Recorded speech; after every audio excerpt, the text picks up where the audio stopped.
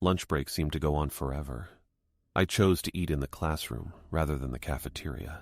I didn't feel like sitting by myself at one of the tables, surrounded by all the cliques of laughing kids. I'd never been a part of one of those groups. I sat by the window, looking out at the parking lot, watching the other students pushing each other around and having fun, trying to find a spot in the shadow of a tall tree. I heard someone kick a can a few times. I could barely concentrate on my food. I had too many things on my mind. I read the note again. I've read it at least 10 times since I found it in my locker. Invitation only. Private residence. Don't tell anyone else. I read the address again. It was written in a very peculiar way, like the writer didn't want to waste any time going back and correcting anything. Ethan. Out of all people, it had to be him. I couldn't be sure, but the handwriting looked as if it belonged to him, and it made sense. When he had handed me the note earlier today, he had done so as if he were doing me a favor, as if he expected me to understand what it was, as if it wasn't completely absurd. Why me? I was at the bottom of the social ladder and Ethan was at the top. He usually didn't even acknowledge me, or anyone else for that matter, outside of his inner circle. But when he had given me the note, he had done so with a smile on his face. Not a friendly smile, but a smile that made me feel like he knew something I didn't, and that he wasn't going to tell me what it was. I had tried to say something, but he hadn't even waited for me to finish the sentence.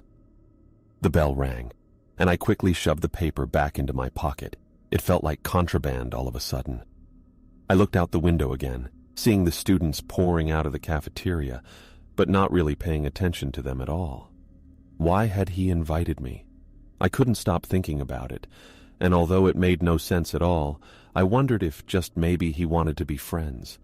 Maybe he was going to introduce me to some other kids, and we were going to hang out. Maybe I would start to have a normal life for the first time ever. But then I thought about the other possibility. What if this was all some sort of elaborate prank? What if I showed up and Gina was there with a camera, waiting to take pictures of me, posting them on Instagram so that everyone could laugh at me? It wouldn't be the first time. And Ethan and her seemed to have some sort of connection, like they were always in on a joke together that no one else was privy to. Alex? I spun around, half expecting it to be the janitor. Instead, it was Mr. Lang, the art teacher. He was standing in the doorway, sipping from a steaming cup of coffee, looking completely disinterested in everything. "What the hell are you doing in here? Lunch is almost over." "Oh, I was just..." I stammered, not knowing what to say. "Thinking..." He sighed, as if he was profoundly bored by the fact that I was thinking. "Well, think somewhere else or you'll be late for class," he said, then turned and left. I waited for several seconds after that until I was sure he had left. Then I grabbed my bag and stood up, feeling a rush of orthostatic dizziness, and ran out of the classroom. I felt like I was wading through quicksand, but I didn't stop. The note in my pocket felt like it weighed 10 pounds. I would go. The rest could wait. For now, I had made up my mind, because people like me never got invited to places like that, and maybe, just maybe, I wanted to see why. The drive to Ethan's was long enough that the sun had set by the time I arrived. The orange glow at the horizon faded quickly as I pulled onto his street. Now that it was dark, it felt like I was in a different world. The trees were black shadows instead of green, and the sky was a deep, dark blue instead of a bright azure. I slowed down as I drove along, looking for the correct street number. The houses on this side of town were enormous. They were like something out of a movie, with large modern architecture and sprawling front lawns. The windows were lit up from within, casting pale yellow light into the night. The streets were wide and empty, and I felt like I was in a ghost town. And then I saw it. Ethan's house was enormous. It was a mansion, really, and it looked like it belonged to someone important. There was a gate in front of the driveway, and the house itself was set back from the road by a long, winding path. It was made of stone and glass, and it looked like something out of a fairy tale. There were trees lining the property, and they were lit up with spotlights that cast eerie shadows across the ground. I parked my car in front of the gate and got out. I pulled out the note Ethan had given me. It was in my pocket, and had gotten worn and crinkled by now. But I could still make out the words on it, which I'd read at least a dozen times by now. Tonight, 9 p.m., don't be late. For the 10th time, I considered going home. But just then the gate opened up with a creaking mechanical whir. I had the distinct feeling that this was my cue to depart, not to enter. But I ignored it. After pulling up the driveway, I parked my car and got out. The house looked even larger from up close, its warm light spilling across the front lawn. I walked up to the giant double front doors and stood in front of them, hesitating before picking up the heavy brass knocker. I knocked on the door. It was a bit hesitant and not very loud. It was as if the knocks were swallowed by the house and didn't reach the person living inside. I got a little nervous as I waited for someone to come to the door. I started to think about what I would do if no one answered when the door suddenly opened. Ethan was standing there. He was wearing dark jeans and a blue shirt with the arms folded up to his elbows. His hair was just as perfect as it had been this morning, and he was smiling. That smile was just as captivating as it had been when I met him. "Well, Alex," Ethan said, "you made it." "Yeah, I did," I said, and let out a nervous little laugh. He looked me up and down for a fraction of a second, but long enough that I felt like he had just taken in every single flaw. Then he took a step to the side and gestured for me to come inside. "Come in." I hesitated for a moment. It was strange how normal everything seemed as he opened the door for me, and how it almost made me forget the confusion of the past few days. But then the door closed behind me, and I felt a subtle but undeniable change in the air. It was as if I had entered a different world. The entryway was vast, with high ceilings and polished marble floors that glistened in the soft light of a chandelier. I could hear the low murmur of voices coming from inside the house, as if a party was taking place just out of sight. "Good to see you," Ethan said, turning to walk further into the house. "Enjoy yourself. Make yourself at home or whatever." He didn't wait for me to respond. As I followed him deeper into the house, I realized that there were more people here than I had expected. There were small groups of students gathered in different corners of the room, talking and laughing. The popular kids, the cool people, all of them talking loudly and looking like they belonged there, like they were comfortable in their own skin, like they knew their place in the world. And then there was me. As I walked into the house, I felt eyes on me, and saw people peering at me from the corners of their eyes, whispering and laughing, trying to suppress it. My anxiety grew with each step I took through the house. It was a very strange place, some kind of ultra-modern mansion. It was like something out of a magazine or a movie, but it felt a bit off.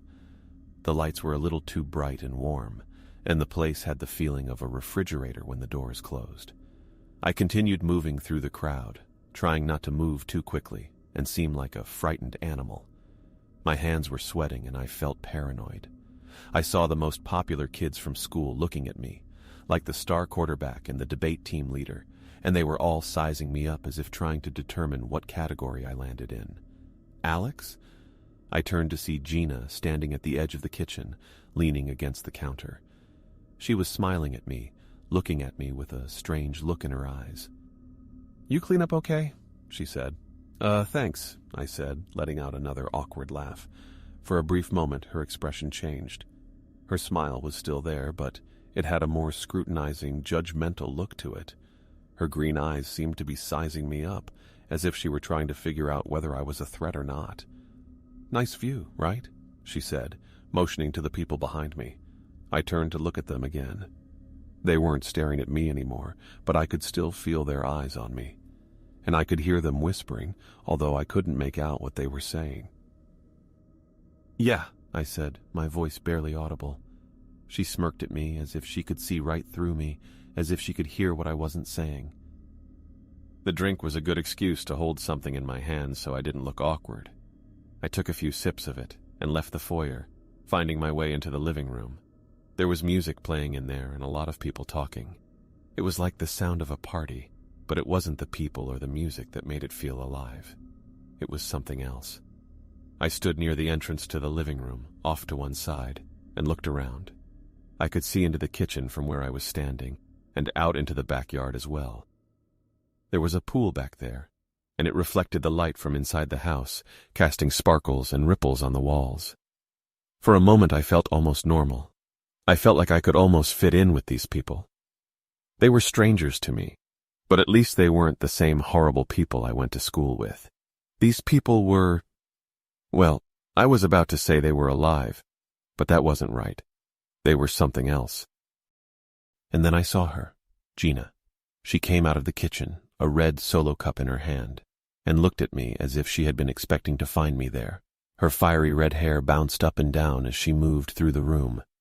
I don't know what made me see her again, or what made her see me, but this time her eyes locked on mine. It was a much more intense look than the playful one she had given me earlier, when I saw her in the kitchen talking to someone I didn't know. Still, it almost seemed as if she stumbled upon me by accident when she approached me. "Still nursing that, huh?" she said as she sidled closer. Her voice was rich with ironic warmth, like we'd been longtime friends instead of two people whose closest connection was a shared biology class a year prior. I swallowed, shaking the drink lightly in my hand. The ice rattled. Yeah, slow and steady, I guess. "You know, I pegged you as the quiet type," she said, tipping her head slightly, her loose waves spilling over one shoulder. Might have been wrong, though. Showing up here's bold. Sure surprised me. It was hard to tell if she was being nice or mean, so I just shrugged it off. "Didn't want to miss the party," I said weakly. She looked at my drink and then at me. Unlike the others, she didn't just glance at me and then look away. "Well, you're here," she said after a beat, dragging her words out just enough to feel weighty. "That's what counts. Though," she leaned in slightly, conspiratorial, her smile turning wicked, "you look like you're waiting for permission to breathe." I let out a startled, awkward laugh. She leaned her head back and smiled at me. "Gina," Ethan's voice broke in suddenly, calling from somewhere near the center of the room. She looked back at me, her smile faltering for a moment before she regained her composure and pretended to act naturally. Ethan stood up and held up a small box so everyone could see it. The music turned down, and the room went quiet. "All right, everyone," he announced, his voice cutting clean through the room's hum. "Time for a game." There was a general buzz of concern, but it was coupled with intrigue. People began to approach Ethan, including Gina, who looked back at me one last time before turning to follow the others. I joined them too, my gin and tonic still in hand. As the evening wore on, and the hour grew later, more people began to congregate outside on the back patio. The glass door was opened to the outside world, and music could be heard playing distantly from within. I followed Ethan out as he carried the wooden box, and a group of others came along as well. The door closed behind us, and the music became muted once again. The backyard was massive, and spotlights illuminated the area, revealing the swimming pool and a few other features. Hedges and paths led off into the darkness, and I realized I hadn't been paying attention to where Ethan was leading me. But then I saw the fire pit, a large bonfire burning at its center. A few other people were already sitting around the bonfire, and I wondered if one of them might be Kurt. The flames licked the air, casting dancing shadows on the faces of those gathered around. It was a large circle, with metal benches surrounding the flames, and Ethan led us to it, taking a seat. Everyone began to find their places, sitting down as well. It wasn't too orderly, but it wasn't chaotic either. There was a method to the madness. I stood at the edge of the circle, feeling out of place. I was still holding my drink, and I didn't know where to put it.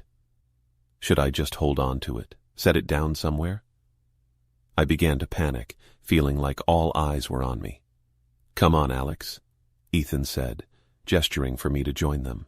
He smiled, but there was something in his eyes that made me uneasy. "You didn't come all this way to stand around, did you?" A few people laughed. I felt the pressure of all those eyes on me as I slowly stepped forward and took a seat next to someone I barely knew from school. I held onto my drink as if it would take me away from this place. "All right, are you all ready?" Ethan said and lifted the box. He tapped his knuckles against it a couple of times. "Just a quick note, before we start.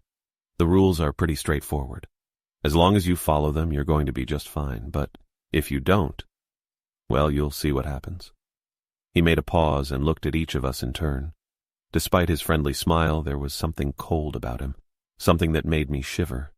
It wasn't just the fire that cast his face into shadow. He opened the lid of the box.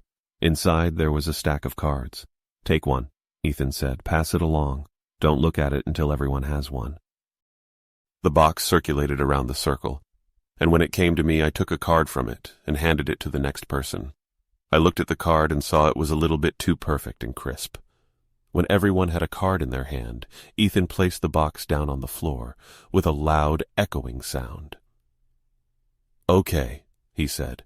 "Now look at your number. This is important. It dictates the order in which you go, which will become important later." I turned the card over and saw the number 1 glaring at me. I felt a cold chill run up my spine. I put my drink down on the floor and rubbed my sweaty hands against my pants. "Everyone got it?" Ethan asked, looking around the circle. Everyone nodded slowly, and his grin grew wider. "Good. Time for the rules." He took out another card from his back pocket. It was a bit bigger than the rest of the cards. He cleared his throat and began to read in a slightly different tone, as if he was just having a casual conversation. Rule 1. If you see someone who shouldn't be there, do not talk to them, do not look at them, do not engage.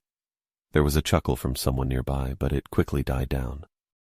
Rule 2. If you hear your name whispered in the dark, don't follow it. Stay exactly where you are. The fire crackled loudly, but it still felt like Ethan's voice wasn't loud enough. Rule 3, he said, still smiling. If you start bleeding, don't draw attention to yourself. Act normal. Blend in. It sounded like someone exhaled a little too hard, almost like a dry laugh. I had a hard time sitting still. The way he spoke made me feel like I was being pulled in by a net, tightening around my chest. Rule 4. If you hear the clock chime, all players must freeze. Don't move. Wait for it to stop. And lastly, he paused for a moment, letting the silence grow louder. Have fun. The way he said it, as if he were singing a song, made it even worse. He folded the paper and put it back in his pocket. Nobody said anything after that. The only sound was the crackling of the fire. I could feel the people around me holding their breaths, as if they were waiting for something to happen. Ethan didn't seem to mind the silence at all. If anything, he enjoyed it. For the first time since I had arrived, I felt like I was surrounded by aliens. "All right, player 1, Ethan said after a while and looked at me. "You're up first." I didn't know what to do. The warmth of the flames licked my skin, but the chill of Ethan's eyes froze my blood. I could feel the weight of the eyes on me, the anticipation of the crowd, and it made it all the more difficult to react. My gut churned with fear. "Player 1, Ethan said again, his grin stretching wider. It wasn't a welcoming smile. It was a challenge, a trap. "Don't keep us waiting." I gulped, tempted to pick up the drink, but too afraid to do so. I felt like I was being put on the spot, with everyone watching me, waiting to see what I'd do. When I didn't say anything, Ethan smiled at me again, his smile a bit less friendly this time. "It's not a request," he said, with a shade of threat in his voice. I gaped at him, not knowing what to say. He leaned forward a bit and spoke again, this time a little softer. "Here's your first omen. You'll see someone you've lost."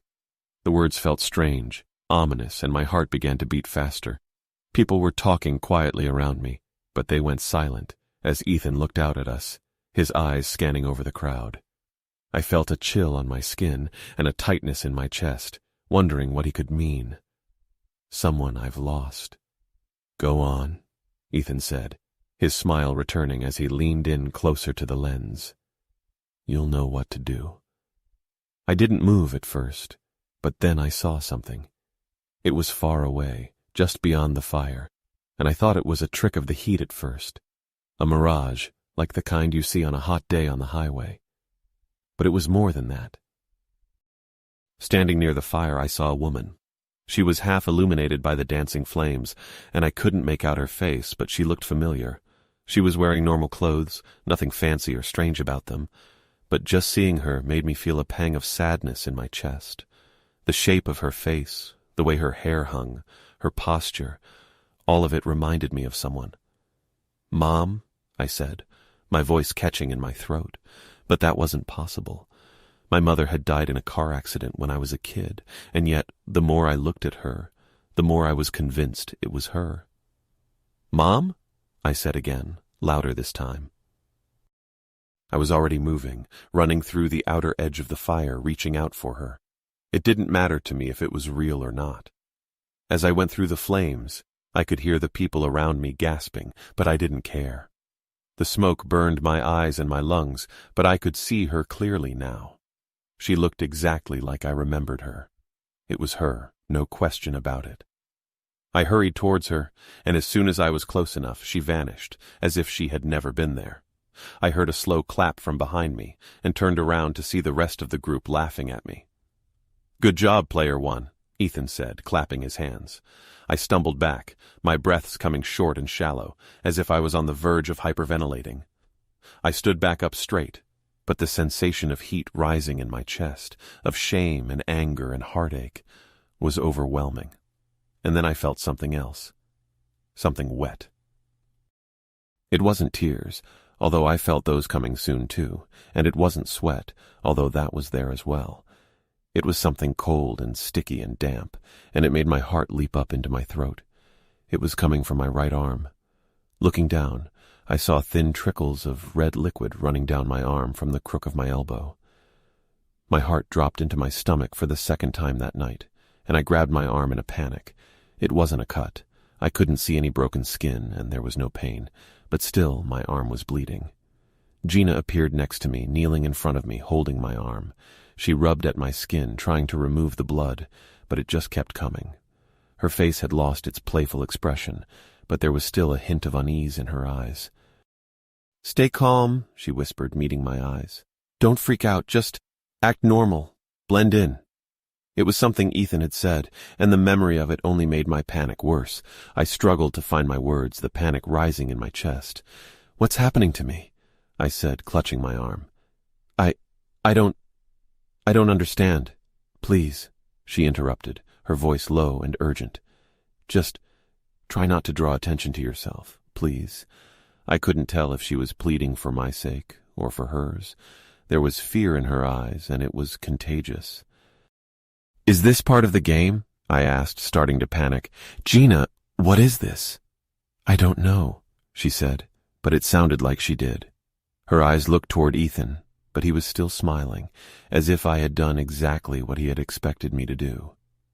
The night felt too big, too dark, and just like Gina, I didn't want to look at the shadows anymore. The whispers were so quiet at first I thought I was imagining it, but then it came again. It sounded like a voice, but it was a different one.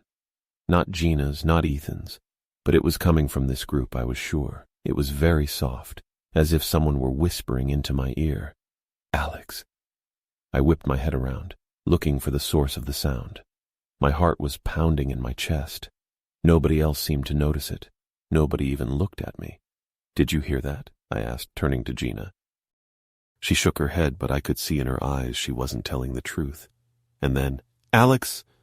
Again, this time louder, and as if spoken by two people at once.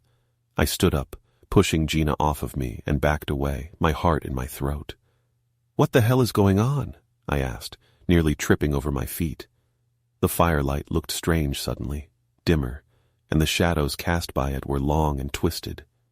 Everything looked a little bit off, like heat rising off pavement, but darker. Ethan looked at me from across the circle. He was still smiling, but it seemed more sinister now. "It's starting," he said, almost like he was talking to himself. I heard more whispers, more voices, men and women speaking in low, strange tones. It was the same as before. I couldn't understand them, but they kept saying my name over and over again. Some of them were laughing, others were sobbing. "Alex, Alex, Alex." I pressed my palms against my ears. It made no difference. Every time one voice faded, two new ones appeared, speaking over each other until it was impossible to keep track of them. "Make it stop," I said, backing up further and nearly falling into the fire pit. I felt the heat of it against my back, but it wasn't enough to drown out the noise. The flames rose up higher for a second, and I thought I heard people gasping. But then when I looked around, everyone was still just watching me, staring, not saying anything, just watching. I had to get away from them. That was the only thing I could think to do. I ran, pushing past Gina and through the circle of people surrounding me. They were whispering and talking to each other, and I tried to ignore what they were saying. The voices were still getting louder and louder, going up in pitch as well, distorting and warping as they reached a fevered pitch. I needed to get away. I needed to get out of here. The mansion was up ahead, the front door still standing slightly ajar from when we'd come outside. I could still hear the faint sound of music and voices, but as I ran inside, that all changed. The heat was gone. The air felt colder, and the noise of the party had disappeared as well, stopping abruptly in the middle of a footstep. I stopped just inside the front door. The large foyer of the mansion spread out in front of me. It had been filled with people just a moment ago, drinking and talking and laughing. Now it was empty. The chandeliers in the ceiling were lit, but the light was flickering, just like the lamps outside. "Hello?" I said. No answer. I took a few more steps inside. I could still hear the whispers, but they were more subdued now, like they were coming from somewhere further inside the mansion. To my left was the lounge where the drinks and snacks had been placed on tables. The room was empty, but the toys were still there. I looked around towards the hallway. "Where is everyone?" I said out loud to myself. I heard footsteps from down the hall. "Hello?" I called out again, feeling a bit more nervous now. The footsteps stopped. I looked up and saw movement out of the corner of my eye, leading into the next room. It looked like someone had just ducked around the corner, but I couldn't be sure. "Hello?" I called out, walking quickly to catch up with whoever it was. There was no answer, and I turned the corner to find myself in a dark study, lit only by the dim light of a desk lamp. I froze for a second at the lack of any response, but then I saw movement, just a little bit, but enough to catch my attention. Someone, was coming out from behind the bookshelves, and whoever it was, they weren't walking exactly. Or maybe they were, but with an unsteady, forced gait, like they were being made to move against their will. Each footstep was silent, and I saw the head of the newcomer turn in my direction. I couldn't see their face, just a silhouette, a vague, misshapen head in the darkness. A cold chill went down my spine, and I tasted copper. Who's there?" But it didn't reply. It was gone now, disappearing back into the darkness. But then I saw something else move out of the corner of my eye, over to my right. Another figure, lurking in the shadows, just far enough back that I couldn't make it out. And then another, behind me. I backed up, trying to keep all of them in my field of view.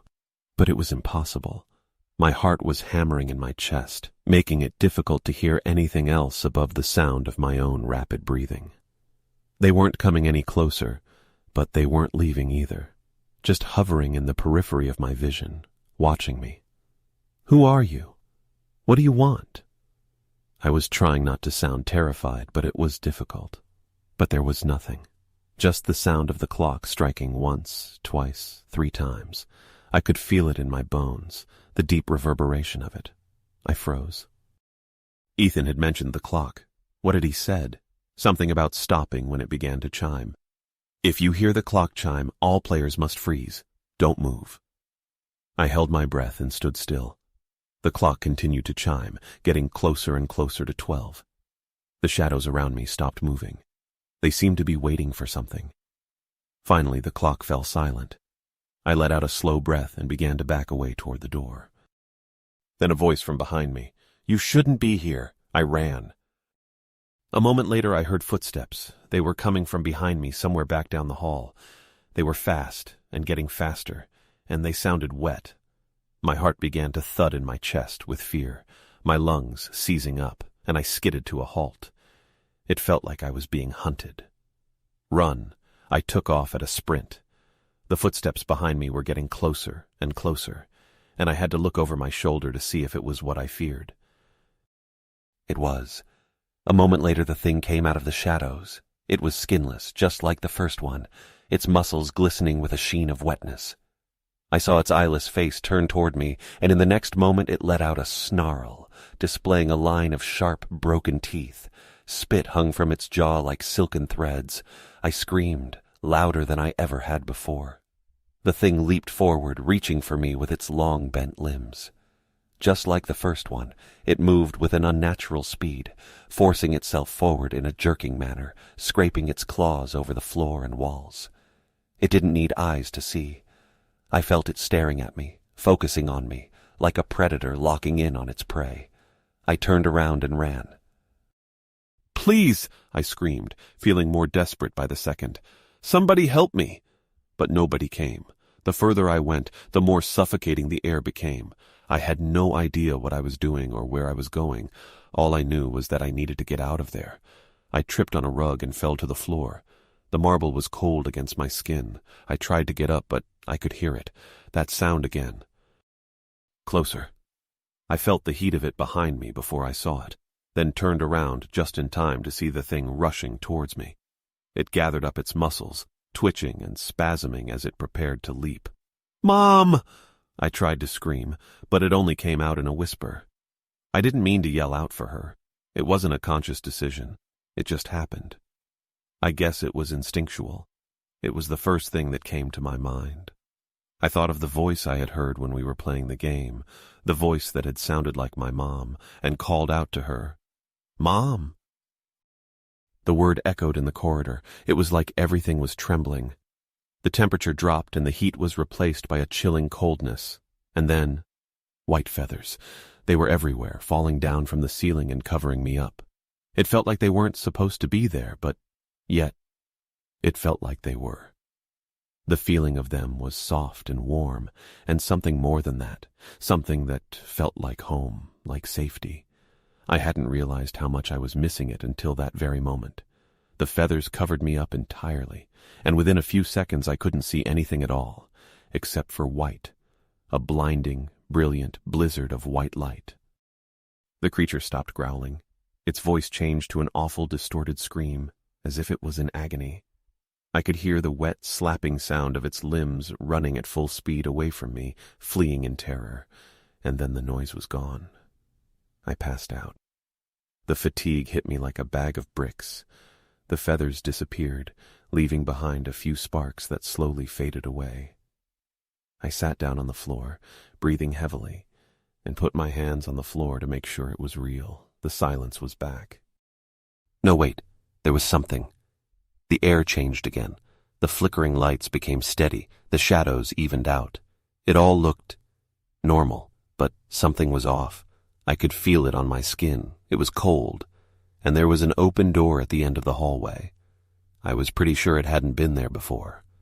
I got up on my feet and walked toward the door, hearing faint voices coming from the other side. I stepped inside, feeling grass beneath my feet. A cool breeze hit my sweaty face, and I heard the crackling of a fire somewhere nearby. I got up on my feet, still breathing heavily from the panic. Everything felt wrong. I was in the backyard, underneath a night sky filled with more stars than I'd ever seen before. There was a fire nearby, and I could see people standing around it. I turned towards them and saw Ethan. He was the only one I could make out in the darkness, his smile even more wicked than before. "Welcome back, Alex," he said, and it sounded like he was mocking me. It was strange hearing him call me by my real name. I noticed he hadn't been doing that before. Maybe that was part of his rules, I thought. "What did you do to me?" I asked, my voice a hoarse croak. He didn't answer. He just looked at me and smiled, and I thought I heard someone whisper my name. I woke up. There were distant voices, as if I was lying in a lake and heard people talking on the shore far away. I felt heavy. My mind was on the verge of waking up, but I couldn't get a grip of reality. I felt pain, in my legs, my chest, my arms, everywhere, like I had been unconscious for a long time and my body was slowly coming to. I tried to get up, but I couldn't. I was lying on a cold, hard floor. Clap, clap. For some reason the sound filled me with rage. It cleared my mind a little more, and when I looked up I saw him. Ethan was standing there, looking down at me. The expression on his face was nothing. It was a mask of nothingness, Then as I stared at him, slowly it began to change. He began to smirk. "Congratulations." His voice was deep and echoing, filled with derision and a touch of something else, something darker. He lowered his arms to his sides, as if he had been putting on a show this whole time, and now it was over. "You won, Alex. Won." I struggled to get up on my elbows, my arms trembling from the effort. I wanted to say something, but the words died on my lips. Ethan waited, smiling patiently, his hands in his pockets. There was no empathy in his eyes. Others were following him.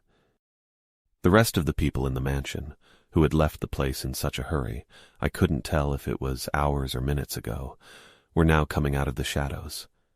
They seemed calm and composed, walking slowly as if they didn't want to disturb the scene. They weren't panicking. They weren't calling for help. They just left. Some of them were kids from my school, I noticed. They didn't look me in the eyes. They didn't say anything to me. They just left. I wanted to tell them to stop, but my voice was weak. I tried to lift myself up. It was difficult, and I had to use all my strength. It hurt my arms. I managed to get a little higher. I opened my mouth to say something. "Wait." Ethan stepped forward, cutting me off. "Don't bother," he said. "They don't matter." "What is this?" I asked, my voice sounding hoarse and broken. "What?" I choked on the question, feeling it mix with the shame that was burning a hole inside of me. "Why?" Ethan tilted his head to the side, looking at me as if the question surprised him. "Alex," he said softly, "it's not like you didn't enjoy it." He grinned. "Some games are meant to be played," he said. "That's the whole point, isn't it?" He took a step forward, and I had to look up at him. "And sometimes winning isn't the real prize." I gaped at him. I couldn't wrap my head around what he was saying. It felt like trying to comprehend a different language. But none of that seemed to bother him. I wanted to scream. I wanted to yell at him, to punch him, to wipe that smug expression off his face, but I couldn't. I was too tired. I could barely stand, let alone attack him. "Why?" I stuttered. "Why me?" Ethan crouched down so that we were at eye level. For a second I thought he was going to give me a real answer, a real reason, an explanation, something that would make sense. He didn't. "You were there," he said. I laughed, but it was more a scoff than anything else. It was a stupid, unfair reason, and I wanted to punch him in the face for it. He stood up, and I swallowed the bitter aftertaste of his words. One by one, the guests left the house. Soon, it was just me and Gina. "Alex?" She knelt down next to me, gazing at me with a mixture of worry and something else. She gently put her hand on my shoulder. "Come on," she said. "Let's get you up." When I looked into her eyes, I noticed it, the small twitch, how they flicked toward Ethan and then back at me. It was as if she didn't care, as if she didn't panic at all. She knew. I slapped her hand away. "I don't need your help," I said, despite the fact I really did. Really. Ethan laughed at me again, and then, just like that, turned around and walked away. I watched as he made his way to the front door, hands in his pockets. He left me there, just as if he was leaving his own home. And I was alone, almost. Gina remained at my side. She wasn't laughing anymore, but she didn't look sorry either. I glanced over my shoulder at her. She didn't make any effort to stop me from leaving. Not now. She just stood there, waiting to help me up if I ever changed my mind. I didn't. "Get away from me," I said, my voice barely above a whisper. "Alex, no." I looked her in the eyes. "I'm done." She opened her mouth but didn't say anything. She just sighed and got up. She gave me a last glance and then walked away just like the others. I didn't go after her. I wouldn't go after anyone ever again. I didn't want to play this game. I walked away from the mansion. It was a long walk. I didn't even know if I was walking in the right direction, but I kept going. I had to get away from that place. Soon I was far enough away to not see it anymore.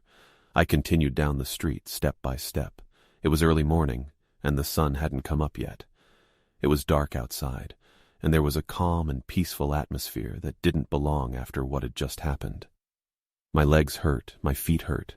I felt like I had been running for hours, but I hadn't. I was walking, but I could barely keep it up. I felt weak and exhausted. There was something wet in my shoes, squishing with every step. I kept my hands in my pockets.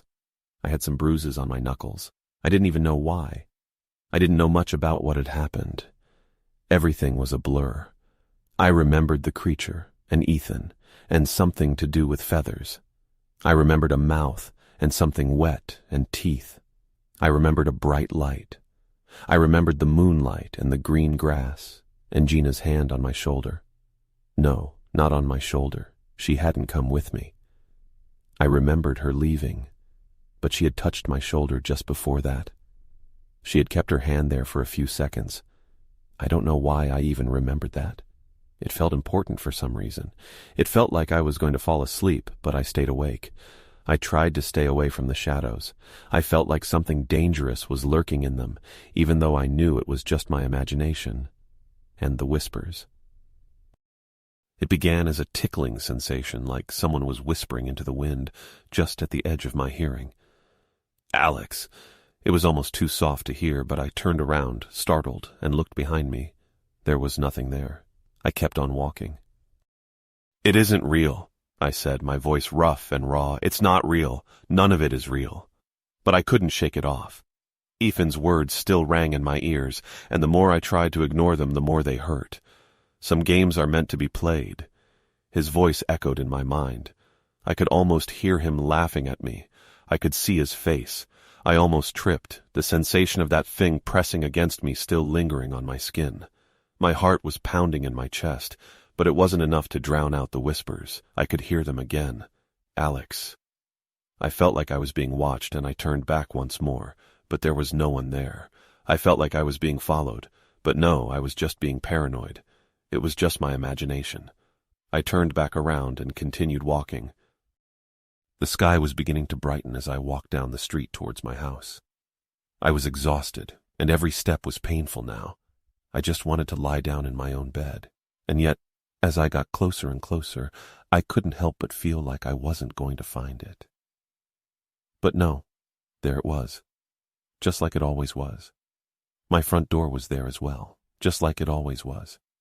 I felt a sense of relief, but it was muted and dull. I was too tired to feel anything more than that. At least I would be able to get away from the voices, I thought to myself. But that wasn't the case at all. This time closer, more urgent. Alex. I turned around, but there was no one there. I rushed inside and slammed the door shut behind me, locking it as quickly as I could. It wasn't until the door was closed that I realized I was out of breath. It felt like the hallway had been deprived of oxygen. As I made my way up the stairs, I could still smell the dampness of the forest and the metallic scent of blood lingering in my nostrils, of whatever the creature had been. I held back a gag, but the memory turned into something worse in my head. My clothes felt damp from sweat, but also from something else, something warm.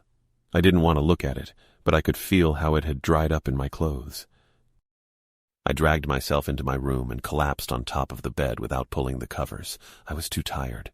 I just lay there, staring up at the ceiling. My heart was still pounding hard in my chest. "What did you do to me?" I whispered. There was no response, but at the edges of my mind there was still a constant murmur, just out of earshot.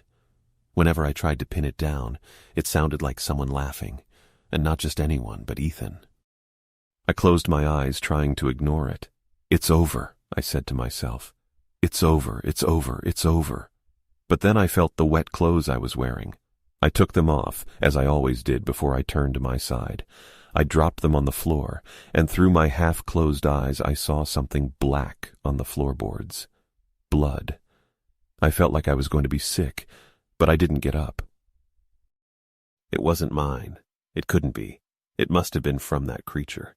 The whispers went quiet after that, as if they were just as eager to see how I would respond to the blood that wouldn't go away. I buried my face in my pillow and cried. "It's not real," I whispered to myself. "But if it's not real," said a voice inside my own head, "why is the blood still there?" I didn't have an answer. I let the tiredness pull me down into blackness, to a place where I didn't have to think or remember Ethan's words, Gina's dead eyes, or the whispers, where the blood didn't matter. And yet I still heard them. "Alex." It came to me later, in dreams at first. At night I would close my eyes and see glimpses of the house, strange, disjointed images of it. They were like memories, but they were different.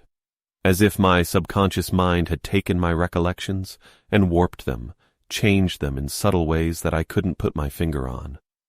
Gina's face was there too, and Ethan's, and occasionally I would hear their voices as well. I would tell myself it was just a dream, but I couldn't help but feel like it was more than that. I became afraid to sleep, but of course that didn't stop me from doing it. My body needed rest, and I had no choice but to give in to it eventually. As the days went by, I found myself retreating more and more into my own thoughts. I would lock myself in my room, avoiding my father and anyone else who tried to talk to me. He seemed worried, but I didn't want to burden him with my troubles. I told him I was just tired, that I needed some time to myself, and he seemed to accept that. At school, I kept to myself as much as possible. I didn't want to talk to anyone, not even my friends. I avoided Gina and Ethan, not because I was mad at them, but because I didn't want to be reminded of what had happened. I didn't want to think about it, but it was always there, lurking in the back of my mind. One morning I accidentally brushed past Gina in the hallway and felt a shiver run down my spine. I didn't look back at her, and she didn't look back at me. We both knew what had happened, and we didn't need to talk about it. The nightmares continued, and by the second night they had gotten worse. I would see flashes of the house during the day, out of the corner of my eye. I would catch a glimpse of Ethan's face, grinning at me from the shadows, or hear Gina's voice whispering in my ear. I would turn around, but there was never anything there. It wasn't real. I repeated the words over and over again, pulling my hood up over my head as the whispers in my mind twisted into low, mocking laughter.